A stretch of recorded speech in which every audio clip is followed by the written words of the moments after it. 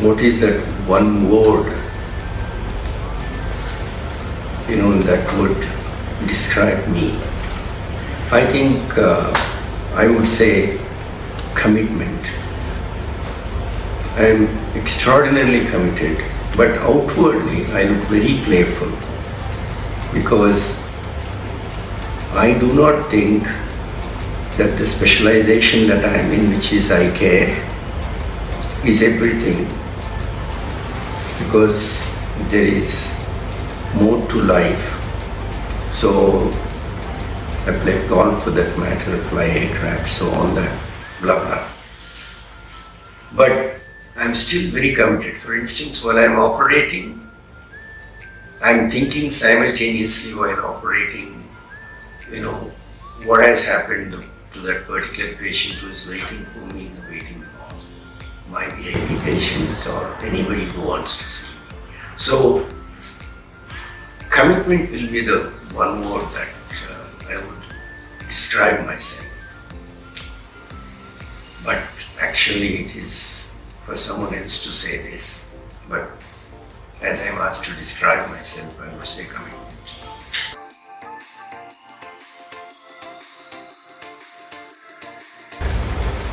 If I'm asked to mention what are the 5 things that I love most, I think there are definitely 3 things that I really do which are extraordinary. Number 1 is eye surgery, eye care in itself, number 1. Number 2 is I fly aircrafts. Number 3, I play golf. Number 4, which should be a humane factor actually, because I love uplifting the illiterate people. I just love it because I kept on proving to the world by employing these kind of people who are handicapped in education. And today, since I came back to India in 1996 after my stay in India for 20 years, and in that period of time I employed a lot of these youngsters, and they're still with me after all this time. So that is the 4th thing I love, which is taking up people and managing them and making them and seeing them that they get better. And the 5th thing is sharing my knowledge with all my young doctors. When I train them, they love learning from me, and then I make it easy for them. It's always on equal footing. I never introduce them as my junior, I introduce them as my colleagues. I make learning very easy for them, and that is the 5th thing I love.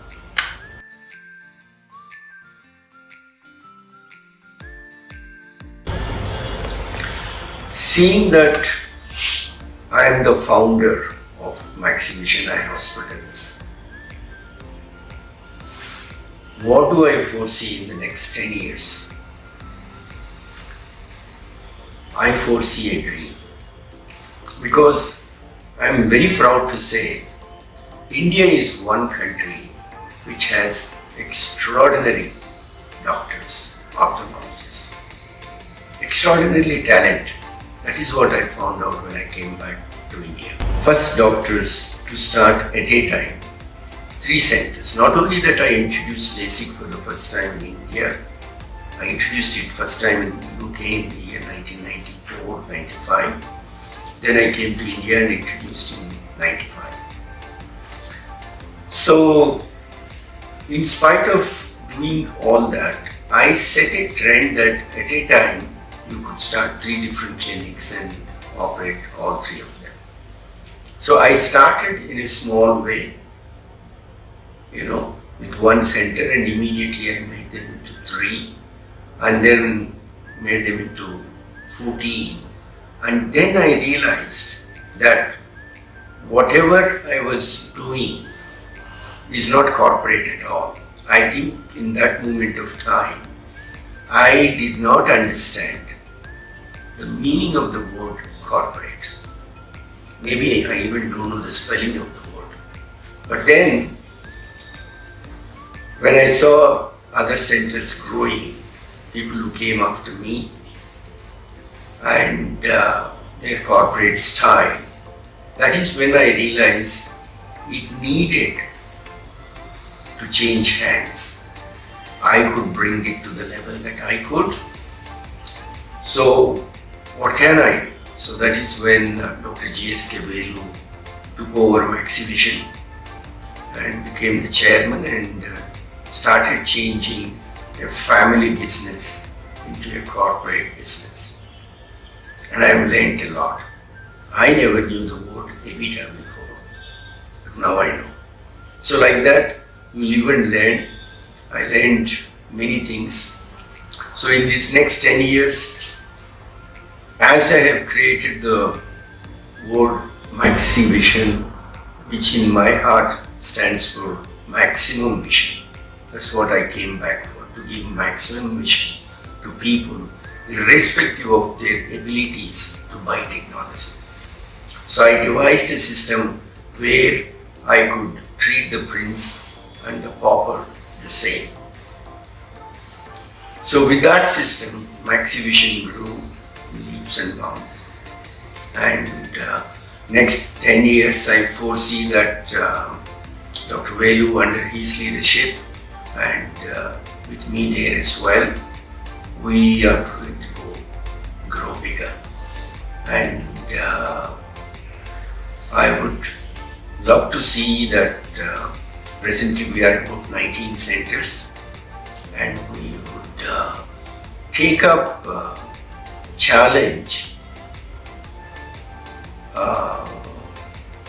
almost all the premium centers that exist in the country.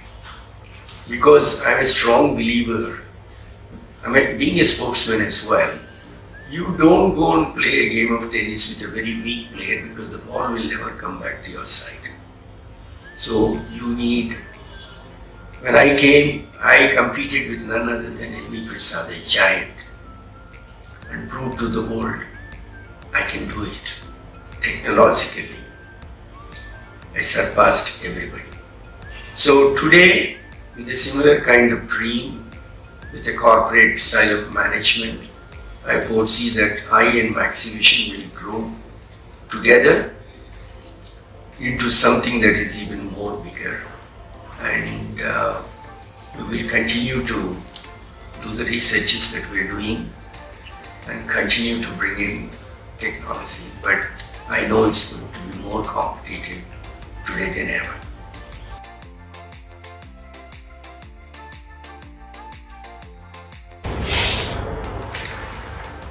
The last 25 years, when I look at my own specialty, myself and Maxivision Eye Hospitals, there are a number of proud moments that I really cherished. Now, in 1996, I had some of the most eminent ophthalmologists in the country visit my clinic and watch me do LASIK, and that gave me a lot of happiness, and I would say that is one of my proud moments of life, because I know my beginnings as a medical student and average medical student, I would say, but from there coming to the stage of introducing something that's novel to our country gave me a lot of happiness. But from that moment onwards, I put certain rules to myself. One of the fundamental rules I put to myself is nobody should touch my door and go away because they can't afford me or my exhibition or the technology. Nobody. Because in our country, it's not very difficult to know who is poor, who is middle class, who is rich. Supposing a bus conductor comes, they have come, their daughter is ready for marriage, I should be willing to help him. So I cut my own personal earnings, take away all that and somehow do it for him. So I think a lot of doctors in India do this. In fact, I've learned it from other doctors, I think. I do remember one day when I was very, very busy, one politician brought a laborer who was working in the field and poked a thorn into her eye directly and lost vision completely. I was so busy, I said, take her to the government hospital. And then I was seeing my next VIP patient. While seeing the patient, I was thinking, the only reason I sent that patient away is because she was poor. So I ran to the parking station, caught the politician, brought that lady back and did the procedure, and she got 20/20 vision after that. And all she could do was, show her gratitude by touching my feet. I'm really not worth anyone touching my feet, but that's the way she wanted to show gratitude. That was a very simple, proud moment of my life, which I can never forget. But having said that, when one of the most eminent ophthalmologists in this country, Dr. G.N. Rao of L.V. Prasad Eye Hospital, I did a research, I would say in that moment of time I was defined as the second person in the world to do the femtosecond laser assisted cataract surgery research for Technologie Bosch of Germany. So after the research was completed and the data was published, after the FDA approvals have come, the company gave me freely donated their very first machine, and I invited our then president, late Sri Abdul Kalam ji, along with Sri G.N. Rao. And in that meeting, Dr. G.N. Rao made a statement. He made a statement saying, as far as the technology in the eye care is concerned in this country, there is a time before Prasad and after Prasad. That was my pride and joy. And again, when I was invited to different countries in the world at their own cost to listen to what I was saying in this particular technology, those were all my proud moments, I would say. And then I did not stop with the technology of eye care, Maxivision and myself.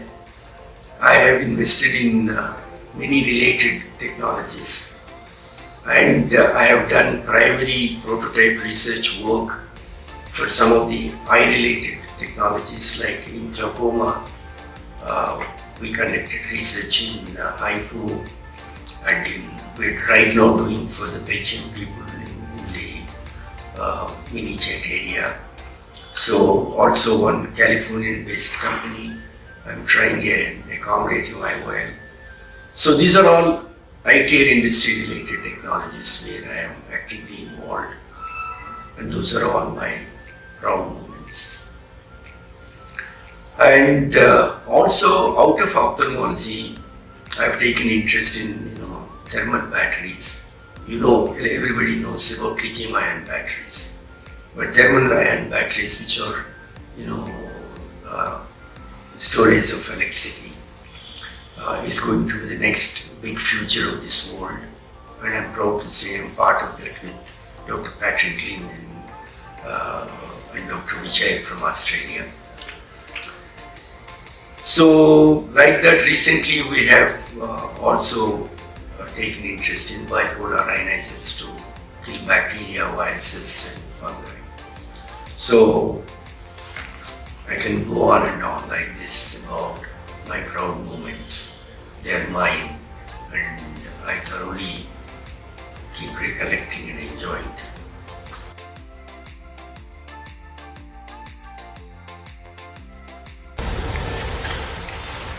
The Indian eye care industry, like I said before, has some of the most eminent ophthalmologists. We have two kinds of ophthalmologists. One are those who are really interested in doing high, number of surgeries and sharing their experiences with people. And there is that very group also introduces novel technologies to the country. But then there is other group who are very, very academic. They publish papers, they let the world know. A beautiful combination is when you can do both. In my case, I think I would like to be remembered as one person who brought some of the technologies to this country. I mean, for instance, to name them, no doubt I started off with introducing LASIK in 96 to India. Then when I realized LASIK is not the only answer for high myopes, I introduced a lens called Artisan. I went to Groningen and met Dr. John Wurst, learned this technique from him and brought it to India. Then when I realized that this lens is very, very expensive for Indians, I associated with a company in Baroda. Mr. Lal Dave owns it, and it's called IOCare. And they are the ones who made the first iris clip lens, which is very similar to the Artisan lens. Then, of course, I was involved with ICLs. These are all the answers to people who are not suitable for LASIK. Then Smile came, but Smile also is not suitable for everybody. So these are the things, are all things that I got involved. Then I went to Bogota to bring in, presbyopic treatment. I was the first person in the world to introduce the supracar and intercar. And later on, like I said before, femtolaser assisted cataract surgery. So I think I will be remembered, and I would like to be remembered like that. But memories are always short. Do I remember my peace? Yes, I do. And similarly, I'm sure some of the younger optimists will know me and remember me that way.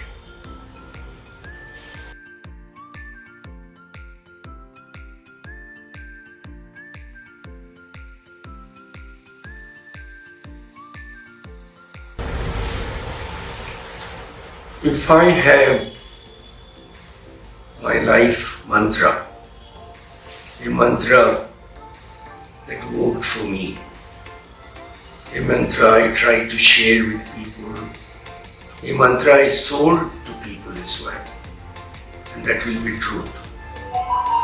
I think I never can tell a lie. It's not in me. But then, when I can only say the truth, sometimes truth can't be very cherishable to some people. If you tell them who they are and what they are, they don't like it. But still, I just have to say that. So I kept on selling the truth in my eye care industry. So I redefined the word success by following this path. In my definition, the word success is hard work. But there are umpteen people who are working hard, and they all won't be successful because you need the blessings of your elders, starting with your parents, your teachers. But when I say elders, every person with knowledge who is younger to you, who has more knowledge than you have, is an elder. I have learnt a lot from nursing staff in England when I was in orthopedics before ophthalmology. And with those blessings from people around you, the last thing that you need, not the least, is the will of God. So you need three components to be successful. Hard work, combined with the blessings of your elders, and lastly the will of God. I personally think that was my mantra, the reason I have been successful. Otherwise, I know my strengths and I know my weaknesses. But still, God has been kind. I really strongly believe that destiny and effort go hand in glove with each other. There's no destiny without effort, there's no effort without destiny. So with that belief, with that mantra, I kept striving and chasing the technologies that I'm in and being successful.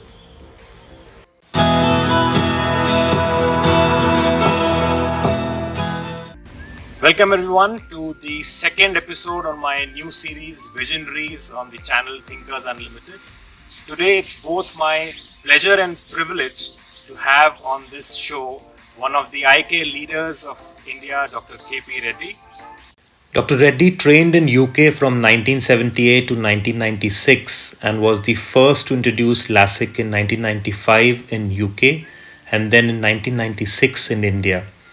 From 1996, he was the first surgeon to introduce in India several other technologies in eye care like MLK, LTK, erodible mask, artisan phakic IOLs, star ICLs, and presbyopic solutions like Supraco, Intraco, and Phaco Technics.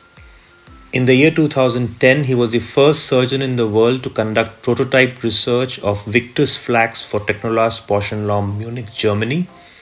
The first Victus machine costing 7.5 crore was donated for his work by Technolas Bosch and Lomb and was commissioned by late Sri Abdul Kalam, the then President of India. In 2013, Dr. Reddy was also the first person to do clinical research on Teneo Excimer laser machine of Bosch and Lomb.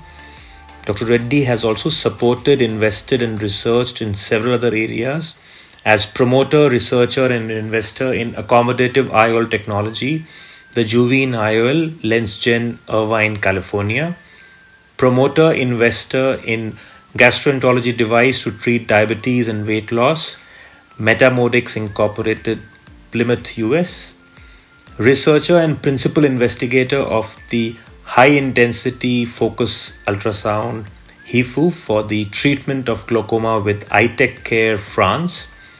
First researcher and principal investigator of GDD, glaucoma drainage device like Miniject, Istar Medical, Belgium. In 2017, supported Dr. Patrick Glynn and was the first promoter investor to develop the first thermal storage battery in the world to store electricity, a technological revolution in power sector to make the world green. In October 2020, he was the first person to support, along with his brother Mr. Rajgopal Reddy, the invention and manufacturing of the first bipolar ion disinfector and air purifier to kill viruses, bacteria, fungi, and molds in the air. Dr. Reddy is a qualified British private pilot license holder, qualified in aviation medicine from Farnborough, UK, and authorized medical examiner from Civil Aviation Authority, Gatwick Airport. Presently a keen golfer who believes that golf, like eye surgery and flying, teaches you life. Thanks again, Dr. Reddy, for accepting my invite to be on this show. Thank you, Dr. Prashant. I'll call you Prashant, you're like a son. So thank you very much for asking me to be here with you guys and share some of my own experiences with you. I always believe that there are far more eminent doctors. I'm sure you have interviewed all of them. And, thanks.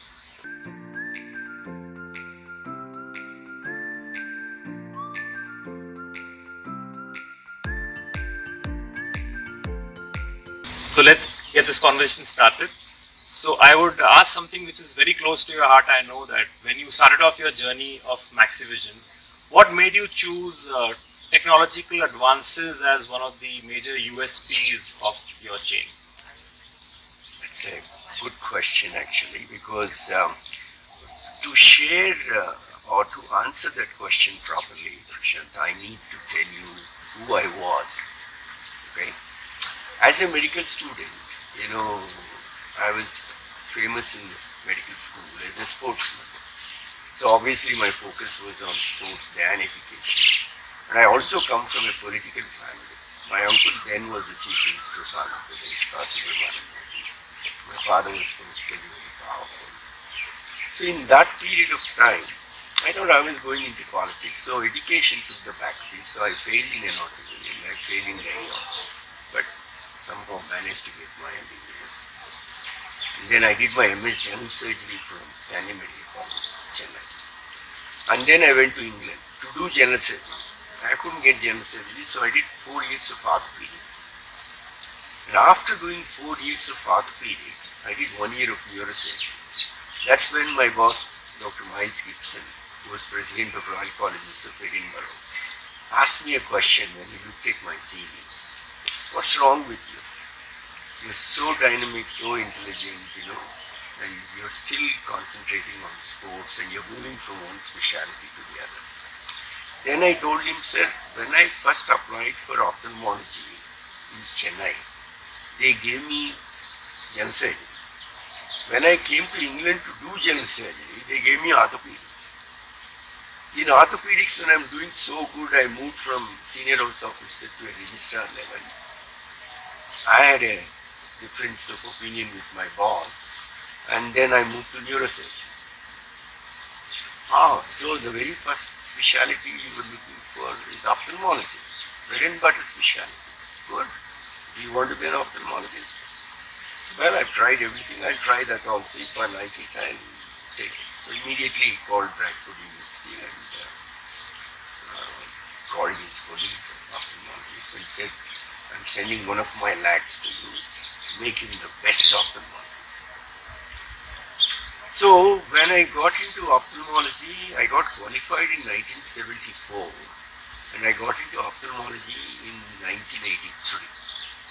Between that, I was moving from pillar to the post in different specialties, but in every specialty, as a surgeon, I excelled. Okay, so I enjoyed every bit of the surgery part of every specialty. So then, when I got into ophthalmology was not that popular. It's not that technological. But the moment I entered in 1983, the very first Cova fundus camera came. Okay, and the very first green laser came. So I associated with my medical colleagues, the MD colleagues, and then started doing fluorescent angiography. That was my first introduction to technology. But then I am so committed.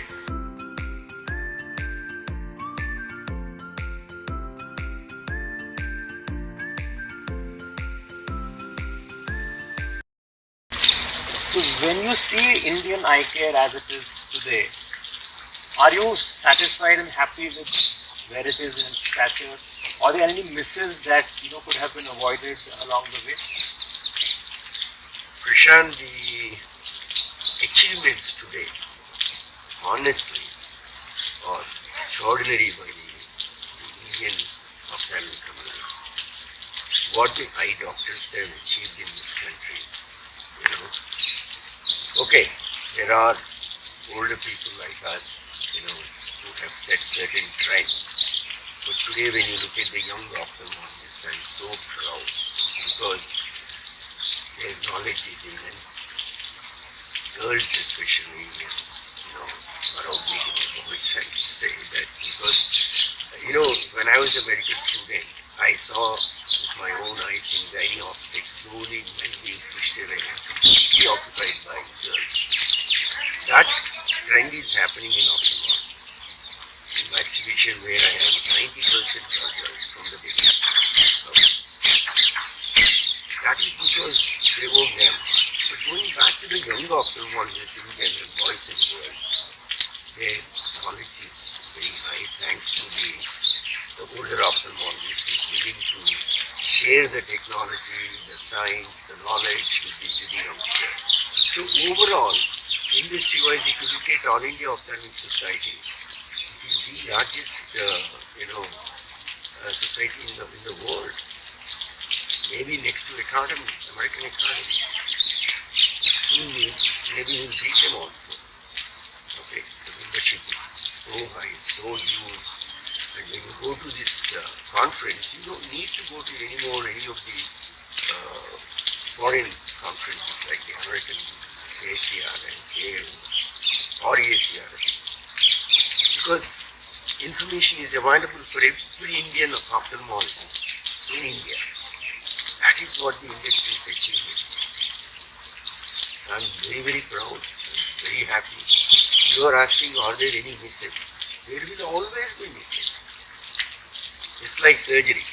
There are no operations without complications and side effects.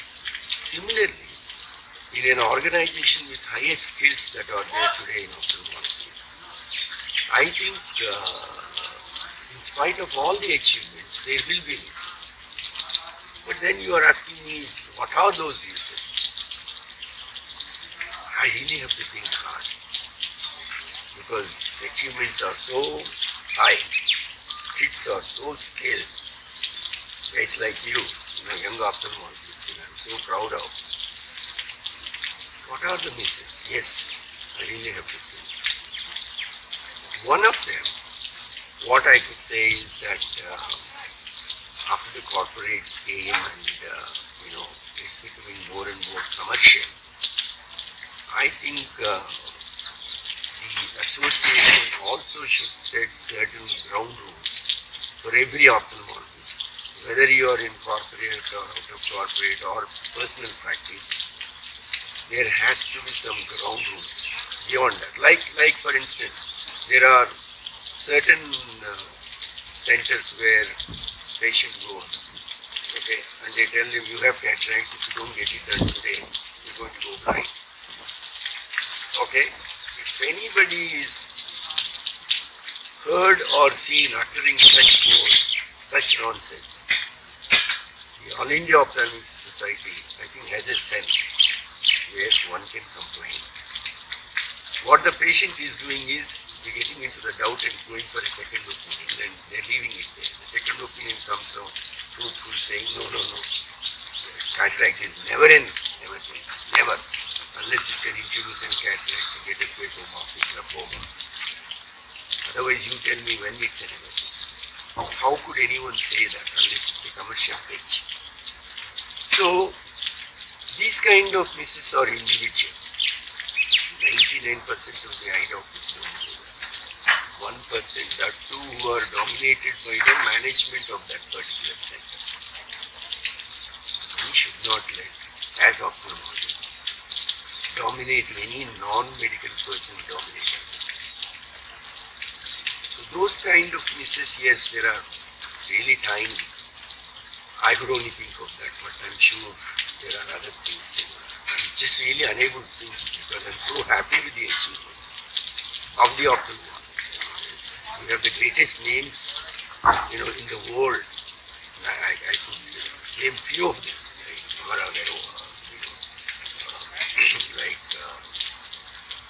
Center Prashant.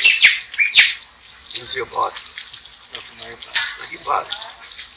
I learned my first cataract, in the history, whoever learned from Dronacharya who gave his finger away. I forgot. Like that, I read that small book of Mahipal. And I learned paper step by step myself, because at that age, I didn't have time to go and learn from somebody. Nobody can take that away from my father.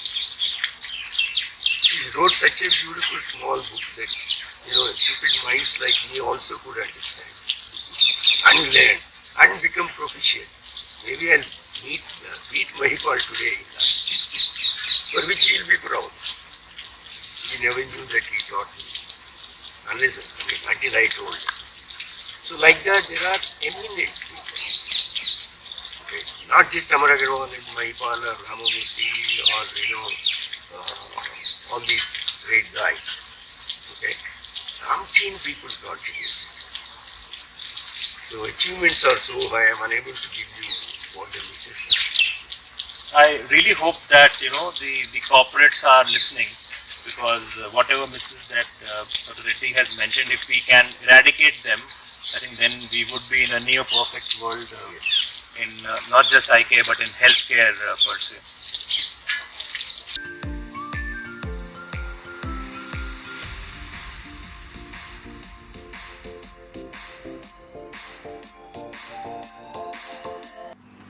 Healthcare until recently was a very noble profession. Of late, with all the consumer court cases and all, healthcare credibility has taken a dent.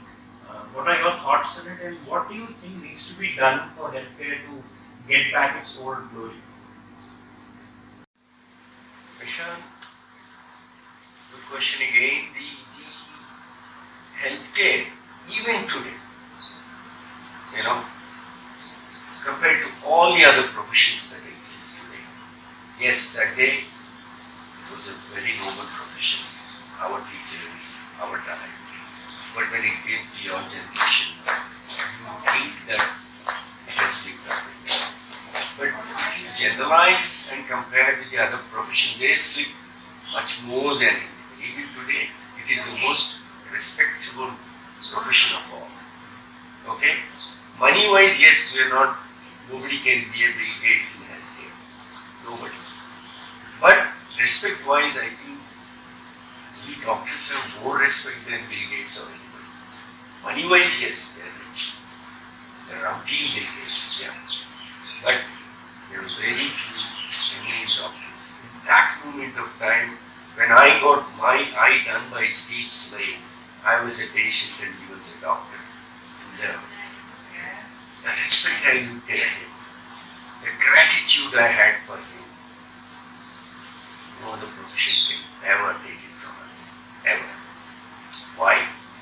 Everybody else deals with material. We deal with humans. Okay. So the answer to your question is, even today our profession is a noble profession. We still have the greatest of the greatest among us. But then why things are going wrong? Since when they are going wrong? Since the corporate have come into the world in India.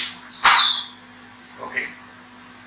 Since managers have started dictating terms. So, believe me, even today, if you do not allow a non-medical person to dictate, we want the corporate to be there. We want the corporate to understand us and respect us like the rest of the humans, the patients. Okay.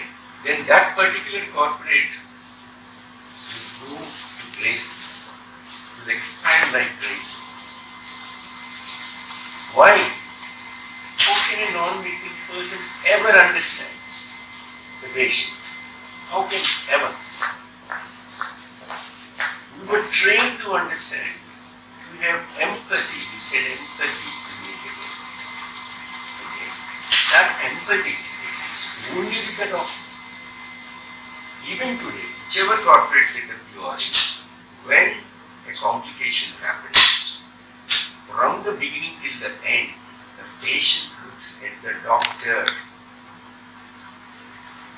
not the organization, not the manager.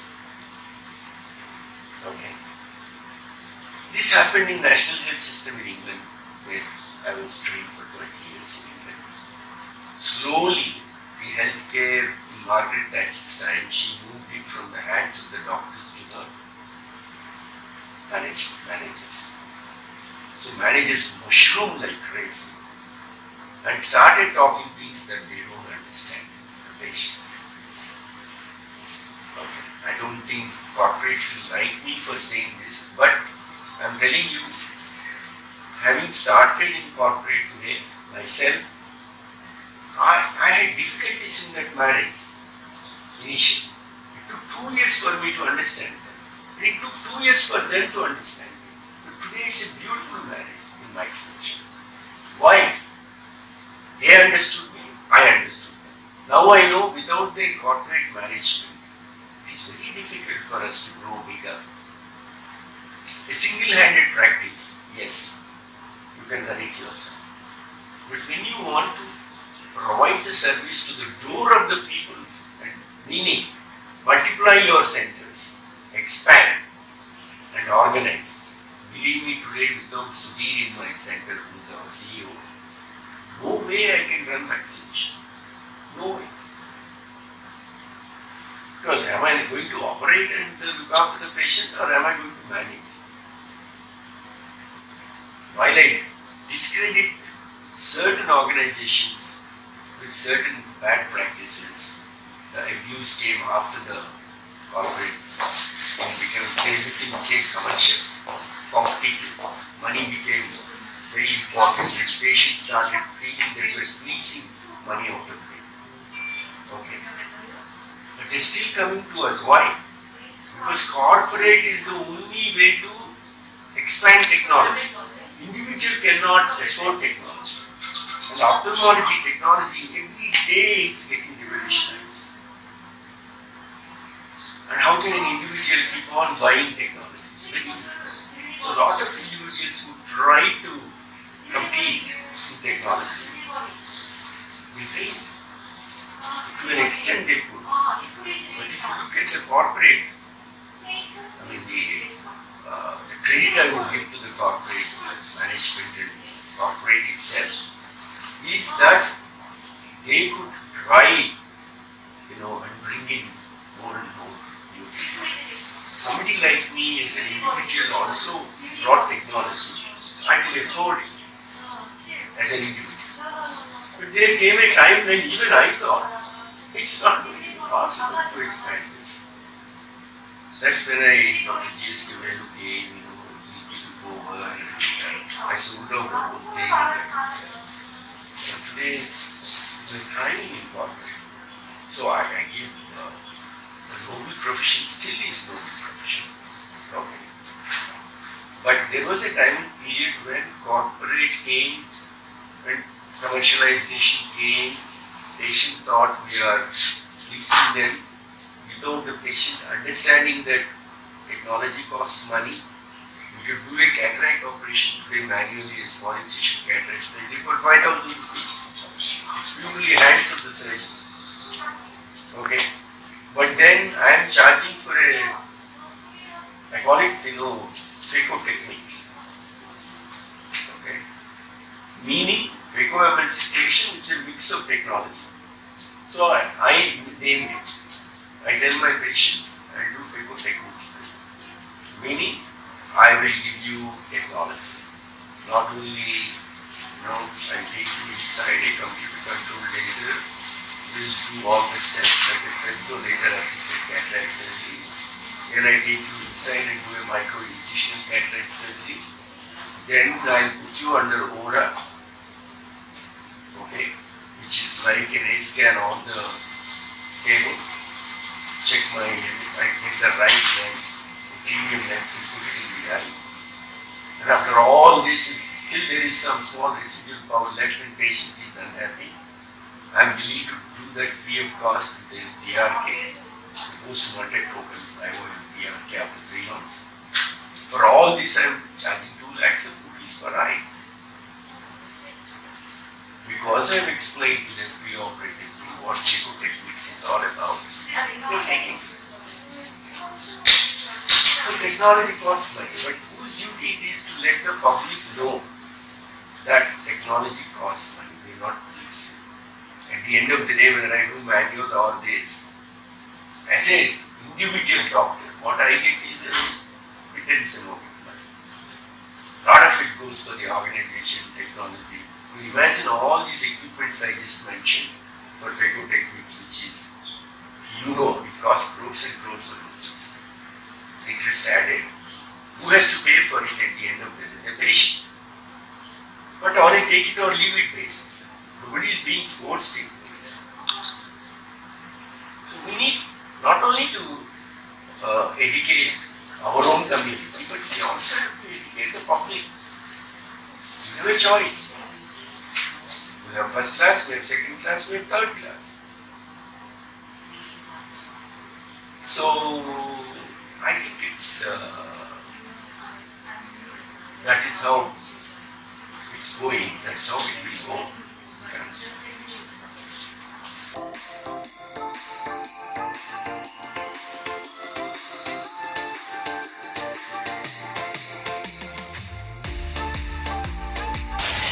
I'm sure you must have heard this an umpteen times before, but what is your secret of packing 48 hours in a day? Okay. 48 hours. See, I think in one word it's time management. Because I get up at 4:45 in the morning. Okay. And then I come to this golf course by about 5:15. 5:20 I tee off. Usually at that time it is dark. So we use the glow balls to play the first few balls until the light comes, and then we use the regular balls and play the 9 balls. Have a shower here, do a little bit of exercise. And by about 8:30 I am sharp in the club. From 8:30 till 8 o'clock in the evening, I am non-stop working. Continuously. My process of working is I don't divide between outpatient and surgery. I'm simultaneously doing both. I go into the theatre, do one surgery, come out and do, bit of OP. And then again I rush from there to the LASIK room and do a smile or LASIK or whatever. Again come back to the OP. This is an ongoing affair whole day, in and out, in and out. But what I do is, wherever I am, my mind is constantly thinking about other people who are waiting for me. Among them VIPs, non-VIPs, whoever, unhappy patients especially. Okay, you shouldn't keep them waiting.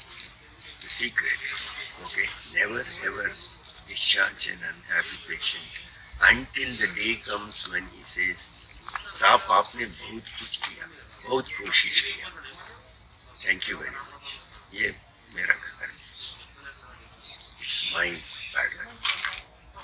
Don't ever discharge, because the moment you discharge or disregard the patient will go straight to the lawyer. The secret of my management secret is I never ever from day one in my life, if I had created, if a complication has happened, the patient is not entirely happy with you, I keep on seeing him. More than the patient, there's nothing to see about a happy patient. A happy patient will never post in Google saying that, I'm happy. It's always whoever posted is the person who is unhappy. With the same technique that we're doing on millions of people. So, isn't it common sense for you to take care of that one person who is unhappy with you rather than leaving him in the street?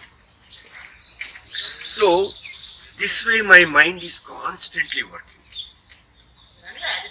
Okay, and I'm working absolutely 12 hours a day. Even now at my age, I'm 73 now. Okay, and the numbers I do have not come down at all. Still I do very large number of cases.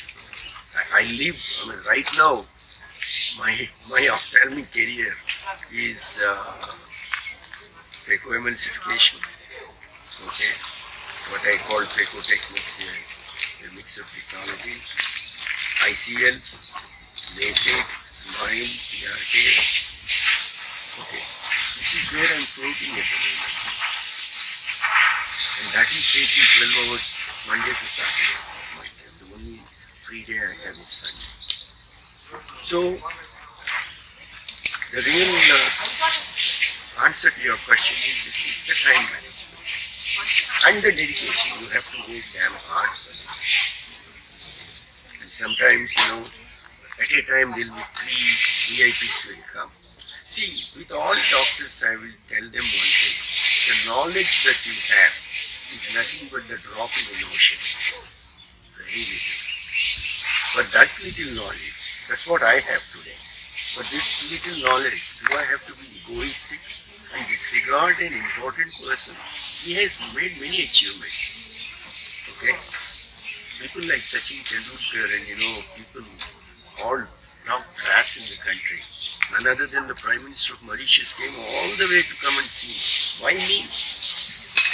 But when he did come, what was his achievement to become the Prime Minister? What was the achievement of Sachin or Kapil Dev or our megastar Chiranjeevi?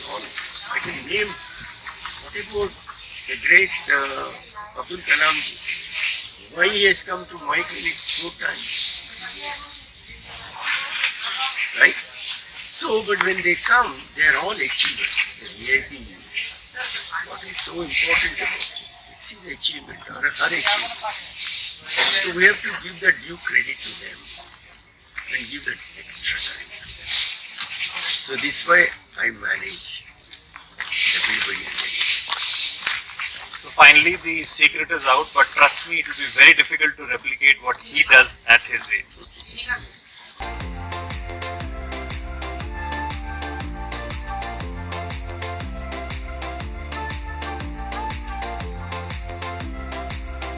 What if you become the Health Minister of India?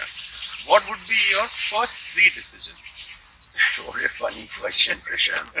You know, for everyone to know, my uncle was in Mrs. Gandhi's time when she was Prime Minister. He was Home Minister of India.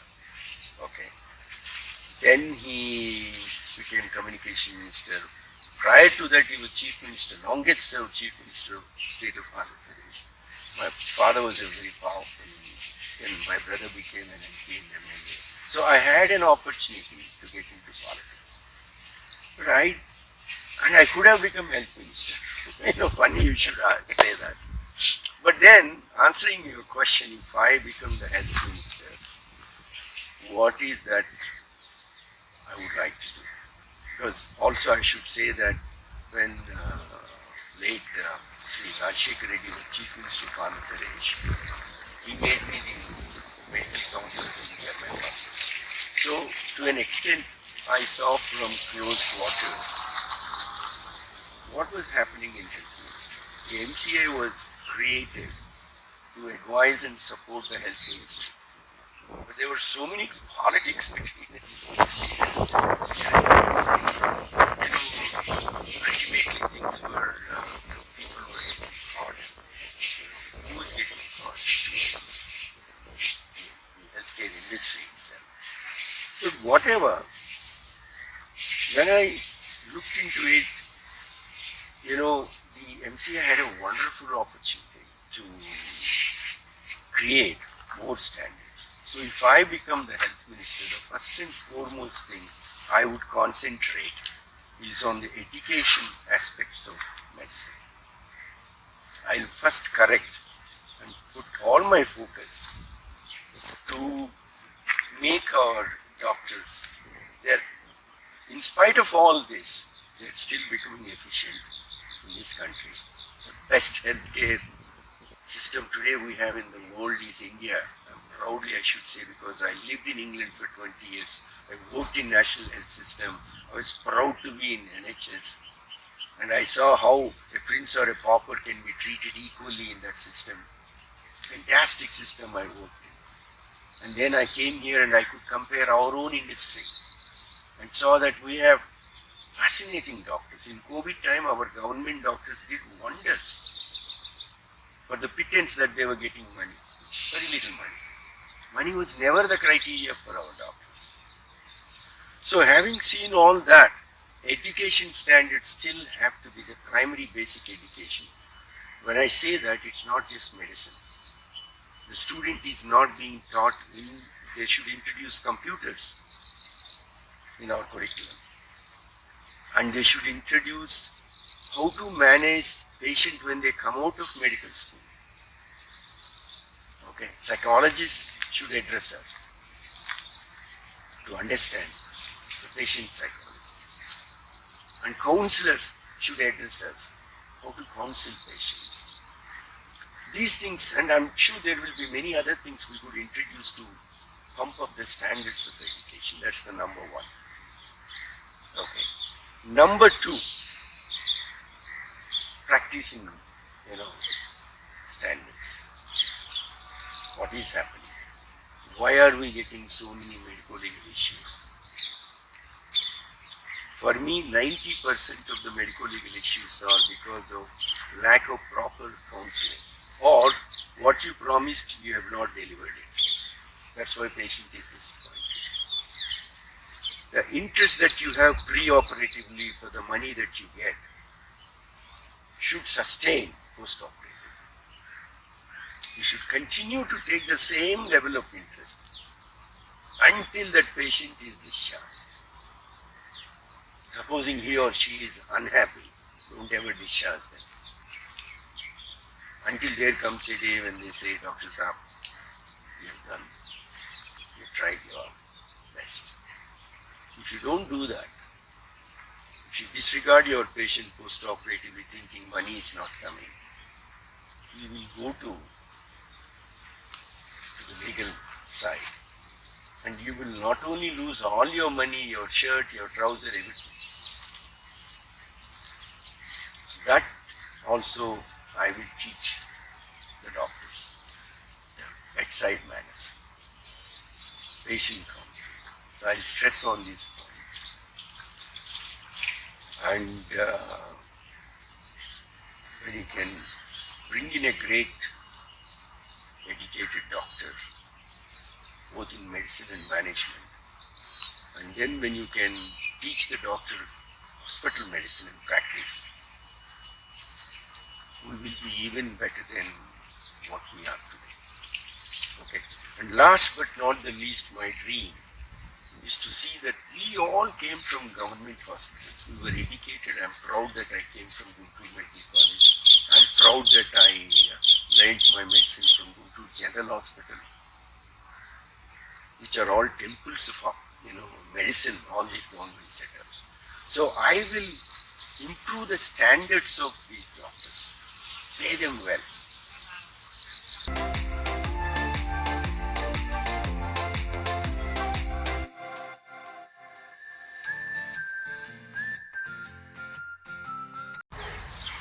With the ever increasing patient expectations nowadays, what would be your advice to the budding doctors who are about to get into practice? To say it in one word, Prashant, sell the truth. Don't ever get scared. Okay. On the table you have a complication. Come out and tell the patient that it has not gone through as expected. But you have patched it up nicely. It's going to improve and it's going to get better. Okay, things like that. And never ever, you promise something to the patient. Always try to deliver what you have promised. Like there are, in ophthalmology, there are doctors who say, promise one lens and put another lens. They don't get caught. Hey, they are caught by all the people around them. The news will get out. Okay, one day it will give you this report. So don't ever try to do, a small mind, small thing. Try to be big. Okay. You charge more. But you deliver whatever you have promised. And like in the previous questions I have answered you that counseling is the key. Most of us, including me, we're all equally good in surgery. It's like riding a bike or riding a car or whatever. After some time, you get very proficient at what you do because it's a practical skill.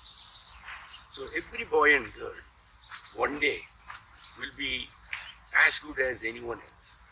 So we're all there as surgeons more or less equal. But what is that differentiates me or the other eminent eye doctors from someone else?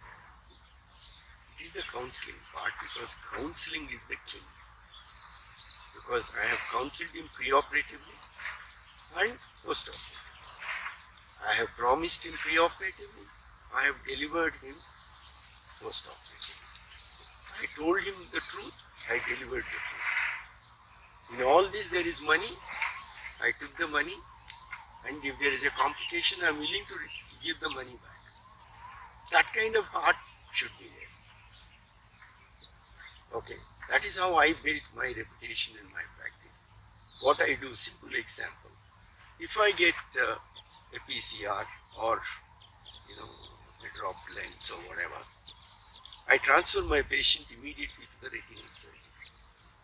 So what I do immediately, these are standard rules since 1996 I came back from England, is that When there is a complication of my surgery, when I transfer my patient to the retinal surgeon, all my money gets transferred to the retinal surgeon. Okay.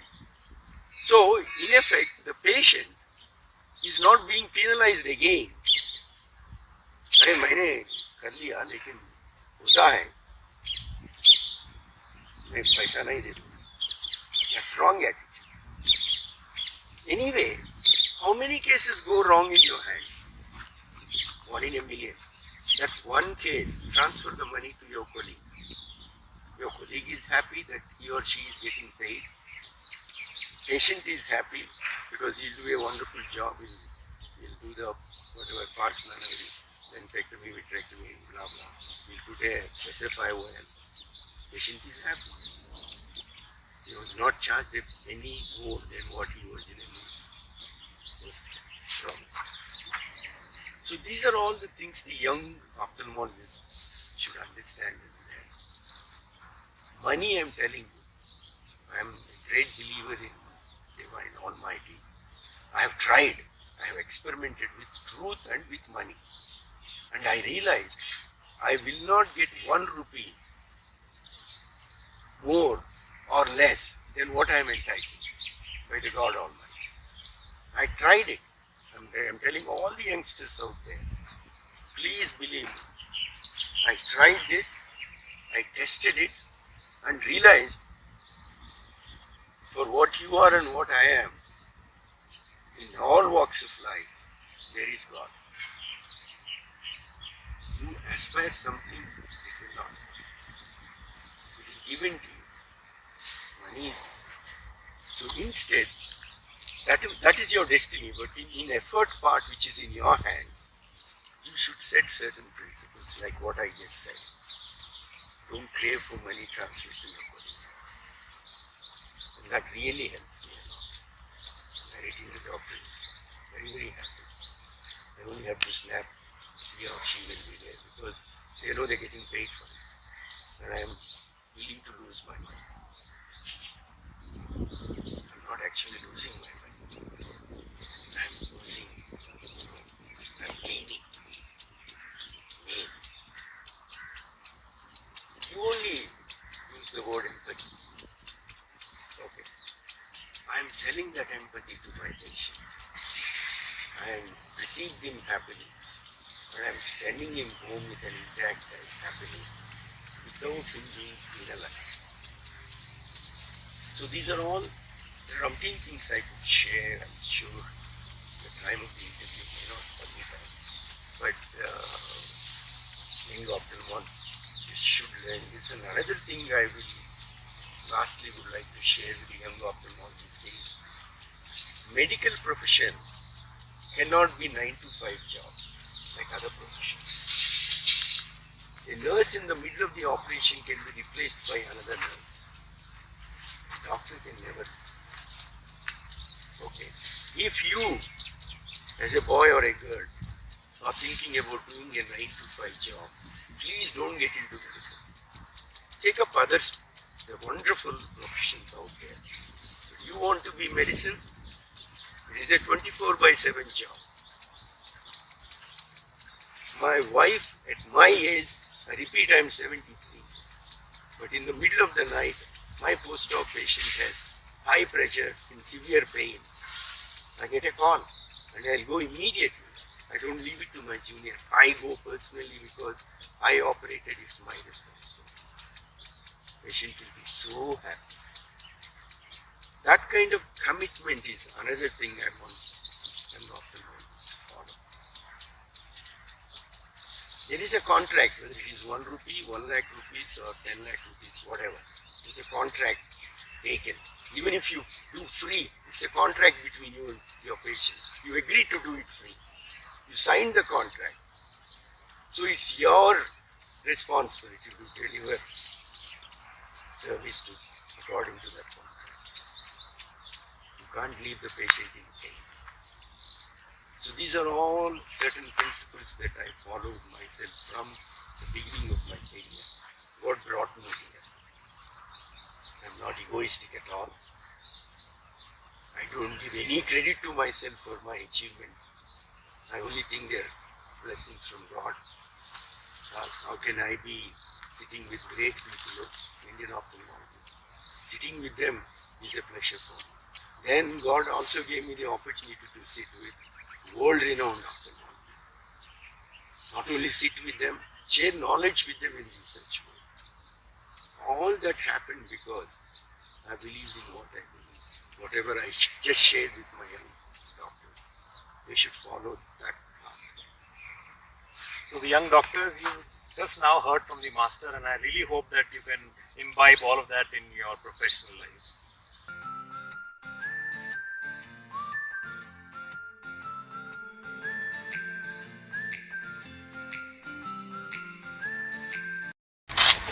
So on the age-old debate which people have, what is your take on hard work versus talent as a surgeon? Yeah, great, yeah. See, talent is a God-given gift. Okay. Talent is destiny. Okay. But then hard work is totally different. It's in your hand. It comes under effort, not destiny. But one thing I can tell you, hard work, okay, can outbeat talent. You understand? Because it's like our parents giving us something. God has given you talent.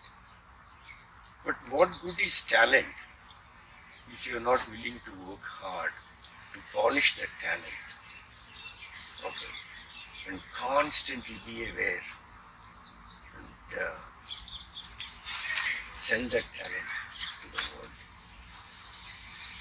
Sell in the meaning not a monetary benefit, name and fame. Chase the name and fame.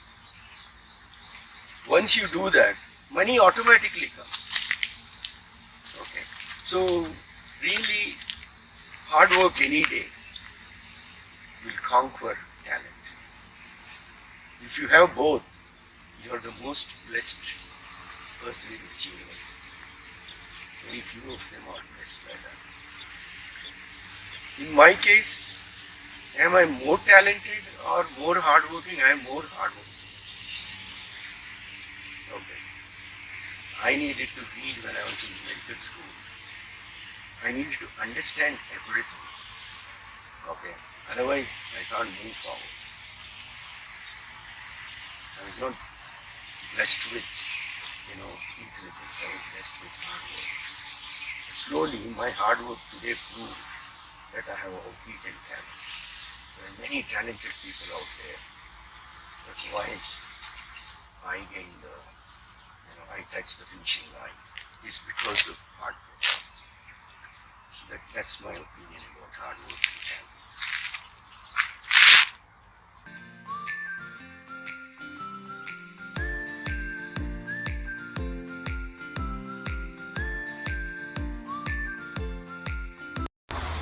So you have treated the who's who in the country, all the VVIPs and the VIPs, and we all know that the VIPs come with very high expectations when it comes to the patient experience. How you have managed at Maxivision a culture of beating their expectations and giving them that patient delight to them as well as to all the common folk who come inside these hospitals?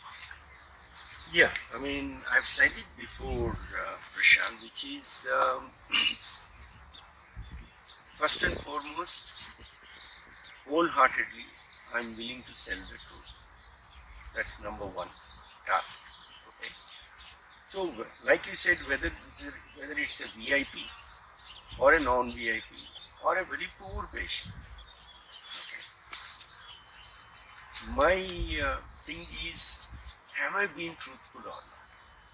Yesterday, when you asked me one question, I spoke about a politician, very important politician, bringing a very poor laborer who was picking from the ground, and suddenly one thorn hooked into the eye, perforated eye, and cataract, immediate obstruction.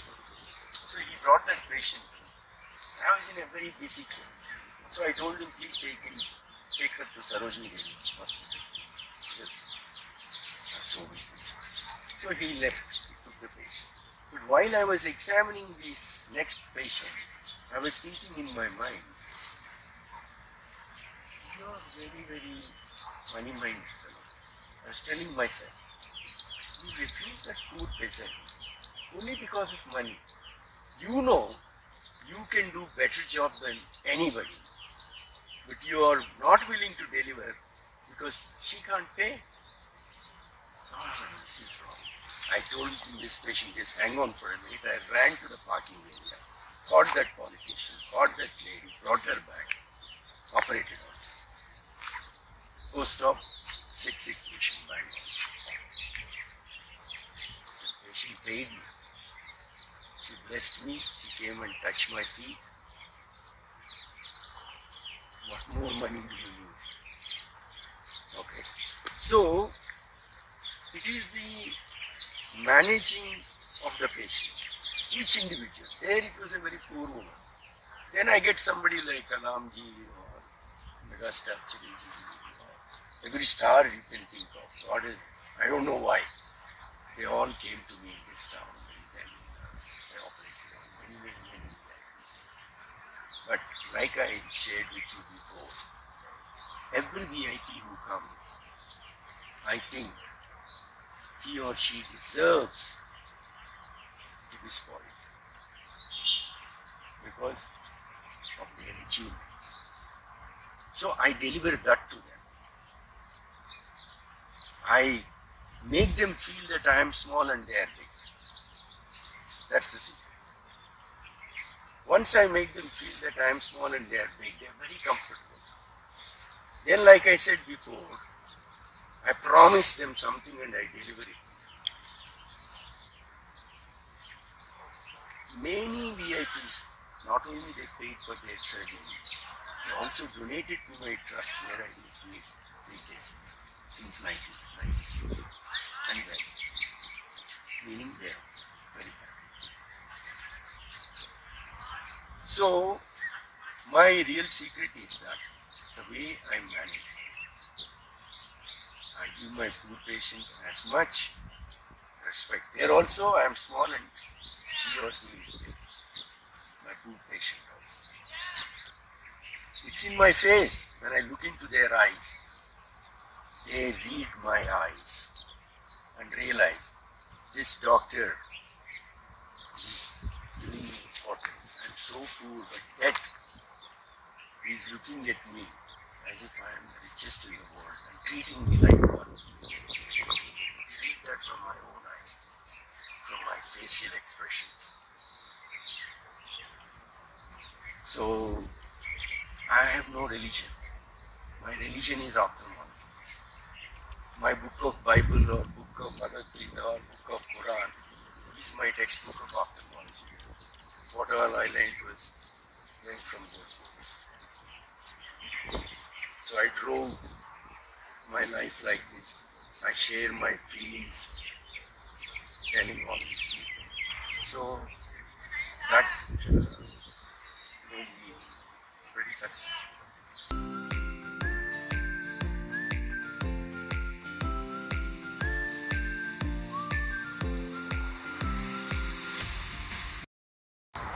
Sir, as a founder of an eye care chain, what would be your message to the next generation to carry forward your vision and legacy at Maxivision?